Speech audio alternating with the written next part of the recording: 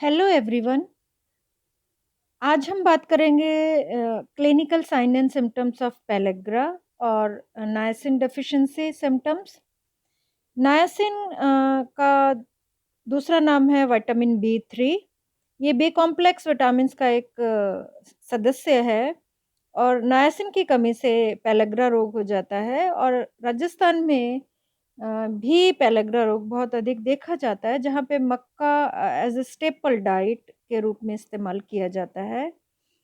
मक्का means corn. उनका जो प्रमुख सीरियल है उनके आहार में वो मक्का है। और कॉर्न एक ऐसा सीरियल है जिसमें नायासिन बाउंड फॉर्म में पाया जाता है और शरीर को उपलब्ध नहीं होता। अ, अगर हम इसके हिस्ट्री के बारे में बात करें तो जो विटामिन बी थ्री है, इसको नायसिन निकोटिनिक एसिड या निकोटिनामाइड भी कहते हैं।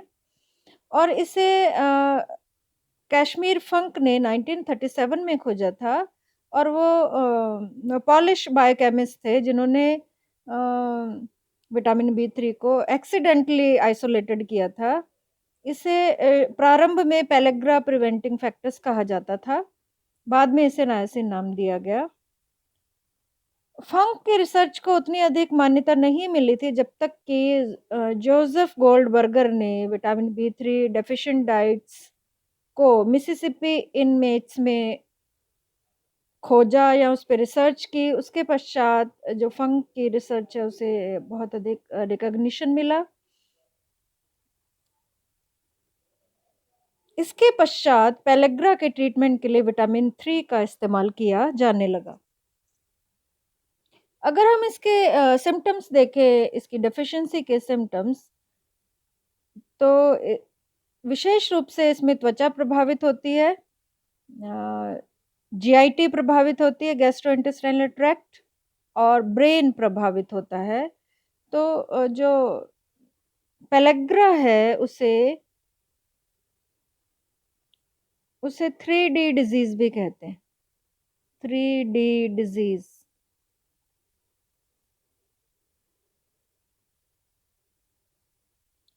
सिम्टम ऑफ डेफिशिएंसी है dry scaly skin, indigestion, vomiting, depression, low mood, reduced circulation and lethargy, या जिससे रोगी को क्रॉनिक फटीग रहती है। अगर हम इसके सोर्सेस देखें तो rice, whole grains, meat, red meat, seeds, इन सभी में पाया जाता है। ग्राउंड नट इसका बहुत अच्छा सोर्स है। और ट्रिप्टोफेन जिन फूड स्टफ्स में होता है वो भी नायसिन का बहुत अच्छा स्रोत माने जाते हैं, जैसे कि डेयरी प्रोडक्ट्स तथा एग्स में ट्रिप्टोफेन होता है। ट्रिप्टोफेन एक एसेंशियल अमीनो एसिड है और ये विटामिन बी थ्री में बॉडी में जाके चेंज हो जाता है। तो ऐसे फूड स्टफ जिनमें ट्रिप्टोफेन अधिक है उसकी कमी से भी पेलेग्रा नहीं होता। मीन्स ये विटामिन बी थ्री या नायसिन के अच्छे स्रोत हैं। ऐसे रिसर्चेस में देखा गया है कि विटामिन बी थ्री है वो डायबिटिक सिम्टम्स में इम्प्रूवमेंट करता है, नर्वस सिस्टम के जो क्रियात्मकता उसमें सुधार करता है, ब्लड फ्लो में सुधार करता है और हेल्दी स्किन में के लिए भी रिस्पॉन्सिबल है। एक जो एवरेज अडल्ट है उसको 14 से 16 मिलीग्राम पर डे नाइसिन लेना चाहिए।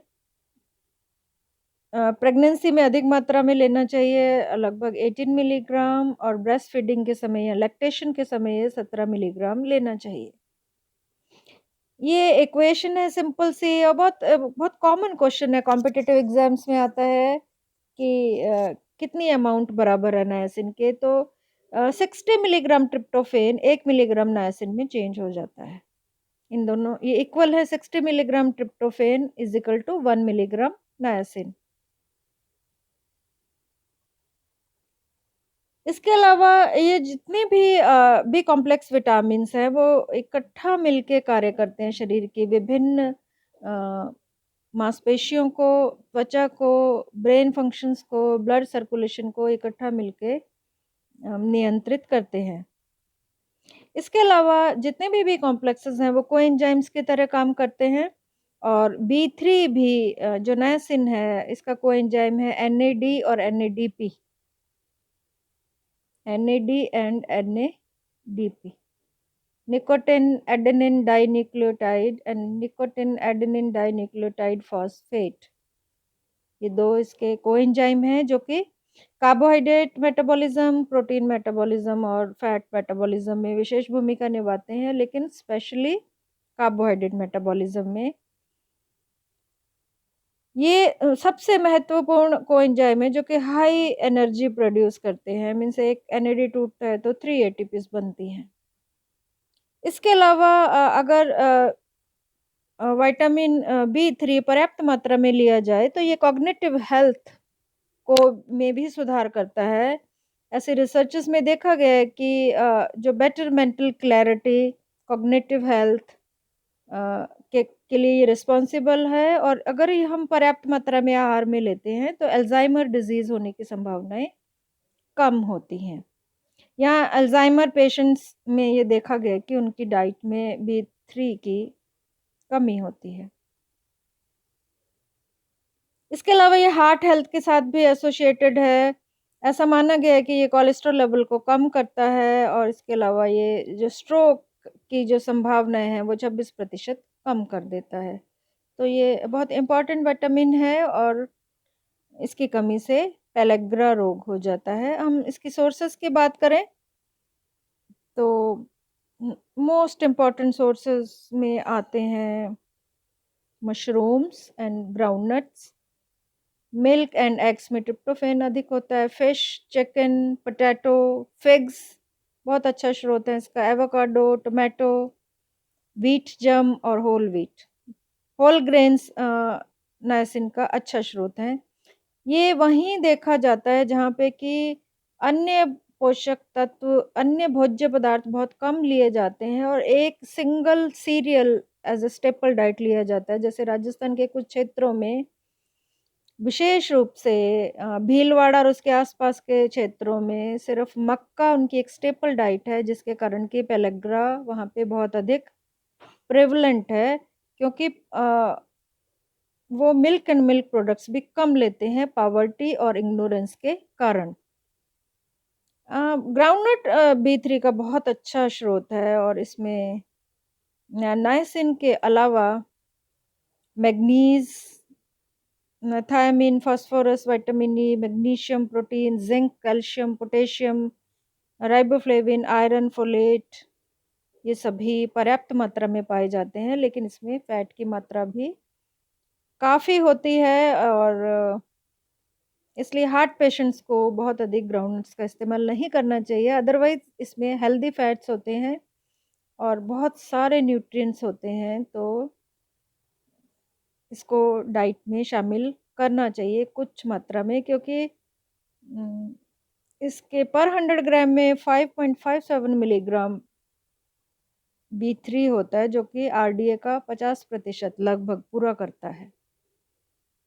ये और सोर्सेस दिखाए गए हैं meat, poultry, spinach, mushrooms, potatoes, liver,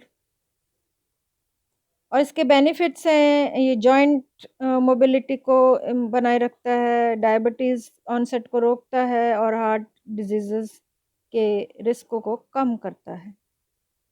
ये एक बहुत टिपिकल सा पोस्टर है पेलेग्रा पेशेंट का। पेलेग्रा मुख्य रूप से यदि आप कॉर्न एंड मोलेसेस डाइट ले रहे हैं, आपकी स्टेपल डाइट है कॉर्न और साथ में अल्कोहलिक हैं, तो नायसिन और ट्रिप्टोफैन दोनों की कमी हो जाती है और पेलेग्रा हो जाता है। इसमें जो भी स्किन धूप के संपर्क में आती है वहाँ पे डर्मेटाइटिस हो जाता है, और ये बहुत खतरनाक टाइप का डर्मेटाइटिस होता है, जिसमें कि बुला और वेसिकल्स पुट्टिकाएँ बन जाती है, जिसमें कि द्रव्य भर जाता है, और ये पेनफुल कंडीशन है।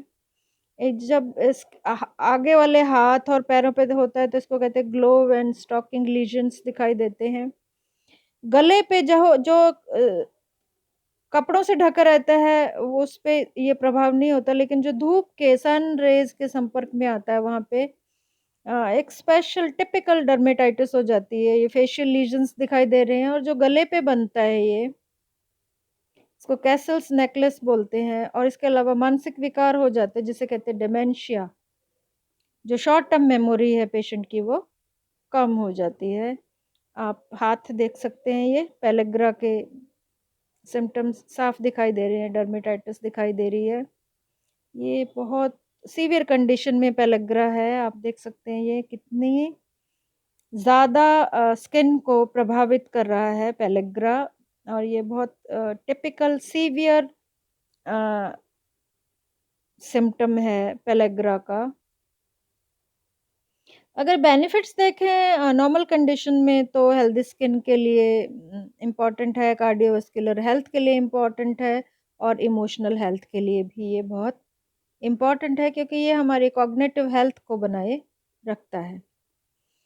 सिम्पटम्स देखें तो हम पहले भी बात कर चुके हैं कि 3D डिजीज़ है, डर्मेटाइटिस, डायरिया, डिमेंशिया और अन्य न्यूरोलॉजिकल सिम्पटम्स भी इसमें देखे जा सकते हैं।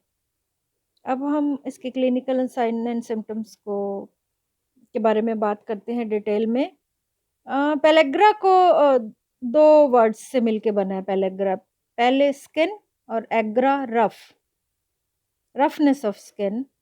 3D डिजीज़ कहते हैं क्योंकि तीनों डी है, डर्मेटाइटिस, डिमेंशिया एंड डायरिया। जिन क्षेत्रों में मेज़ स्टेपल डाइट है, वहाँ ये रोग अधिक होता है क्योंकि मेज़ में बाउंड निकोटिनिक एसिड उपस्थित होता है, जो शरीर को उपलब्ध नहीं होता। डर्मेटाइटिस जो शरीर का भाग सूर्य के प्रकाश के संपर्क में या यूवी रेज़ के संपर्क में प्रत्यक्ष रूप से आता है, जैसे face, neck, dorsal surface of the wrist, forearms, elbows, breast, perineum, ये इन सभी पे पिगमेंटेशन अत्यधिक मात्रा में देखा जाता है, विशेष रूप से नेक रीजन पे। और इसे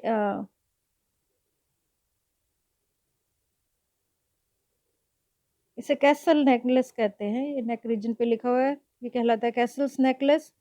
वेसिकल्स एंड बुला बनने के कारण ये पुट्टिकाएँ या गोल दानेदार संरचनाएँ होती है जिसमें कि सीरस फ्लूइड भरा रहता है।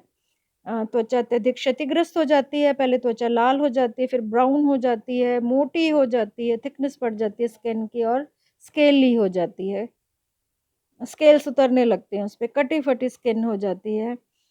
गैस्ट्रोइंटेस्टाइनल मैनिफेस्टेशंस या आहार नल संबंधी विकार देखें तो एनोरेक्सिया मीन्स भूख नहीं लगती, नौजिया, जी मिचलाना, वॉमिटिंग, उल्टी आना, एब्डोमिनल पेन, पेट में दर्द होना, कॉन्स्टिपेशन या डायरिया हो सकता है, लेकिन डायरिया इसका अतिसार प्रमुख लक्षण है। जिंजिवाइटिस, गम्स में ब्लीडिंग होना, स्टोमेटाइटिस, सोरनेस ऑफ माउथ, मुंह के अंदर छाले होना, क्लेरोहाइड्रिया, एसिड कम बनना 40% केसेस में ये देखा जाता है। कॉलन का इन्फ्लेमेशन हो जाता है, जिससे श्लेष्मिक झिल्ली में गांठें, सिस्टिक लीजन्स बनने लगती है, जिससे बाद में घाव होने लगते हैं। गंभीर अतिसार के कारण डिहाइड्रेशन भी हो सकता है, क्योंकि उसे एक्यूट डायरिया हो सकता है। अगर सेरेब्रल मैनिफेस्टेशंस देखें जैसे कि डिमेंशिया, तो सिर दर्द होता है, नींद नहीं आना, डिप्रेशन या अन्य मानसिक विकार जैसे कि साइकोनेरोसिस, साइकोसिस इत्यादि देखे जा सकते हैं। डिलीरियम एक सामान्य मानसिक विकार है पेलेग्रा में। कन्फ्यूजन रहता है पेशेंट को, भ्रम की स्थिति में रहता है वो, और कॉग्निटिव हेल्थ है उसकी विशेष रूप से प्रभावित होती है। रोग की कम गंभीर अवस्था में इरिटेबिलिटी, इनएबिलिटी टू कॉन्सेंट्रेट तथा पुअर मेमोरी इत्यादि सामान्य लक्षण हैं।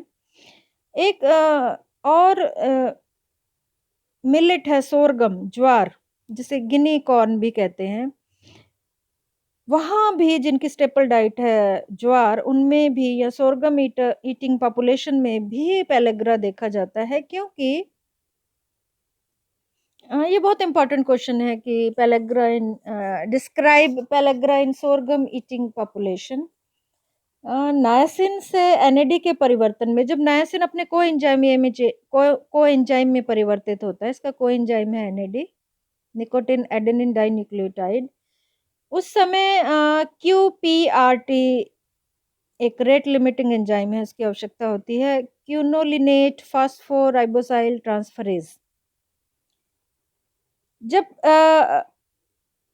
पेलेग्रा सोरगम ईटिंग पॉपुलेशन में देखा जाता है, क्योंकि सोरगम में ल्यूसिन अधिक मात्रा में उपस्थित होता है। ल्यूसिन एक अमीनो एसिड है जो कि QPRT को इनहिबिट करता है, इसमें बाधा उत्पन्न करता है। परिणाम स्वरूप नायसिन NAD में परिवर्तित नहीं हो पाता और व्यक्ति को पेलेग्रा हो जाता है, तो इसे ल्यूसिन पेलेग्रा भी कहते हैं। तो विटामिन B3 एक healthy skin, cardiovascular health, emotional health के लिए बहुत अधिक आवश्यक है। अदरवाइज़ इसकी सीवियर कंडीशन बहुत ज़्यादा एक्यूट और फेटल हो सकती हैं और पेशेंट की डेथ भी हो सकती है। इसलिए डाइट में पर्याप्त मात्रा में विटामिन B3 या नायसिन लेना चाहिए। Thank you.